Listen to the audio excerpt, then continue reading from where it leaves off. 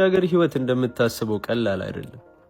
በምሳሌ ስነግርህ የውጭ ሀገር ኑሮ ማለት ቂጡ በተቀደደ ጄሪካ ውሃ ከወንዝ እየቀዱ ወደ ቤት ማመላለስ ማለት ነው። ከወንዝ የቀዳውን ውሃ በቀዳዳው ተንጠባጥቦ እንዳያልቅ በፍጥነት እየሮጠ ወደ ቤት ይዞ መሄድ አለበት። ቤት ሲደርስ ግን ግማሹ ፈሶ አልቋል። በቂ አይደለም። የተረፈችውን ውሃ ወደ በርሚል ገልብጦ ድጋሚ ወደ ወንዝ መውረድ አለበት። ምክንያቱም በርሚል ውስጥ ያለው ውሃ አገልግሎት ላይ የሚውል ነው። ይህ ማለት ቤት ኪራይ፣ ምግብ፣ ቤተሰብ፣ ልብስ፣ የተለያዩ ወጪዎች። ድጋሚ ወደ ወንዝ ይሮጣል። እንደ ቅድሙ ግማሹ ፈሶ ግማሽ ይዞ ይመለሳል። በርሚል ውስጥ የነበረው ውሃ በተለያዩ ምክንያቶች ወጥቶ አልቋል። ያመጣትን ገልብጦ ድጋሚ ይሮጣል። አየህ፣ ሩጫው ማቆሚያ የለውም። በርሚሉም ሞልቶ አይሞላም።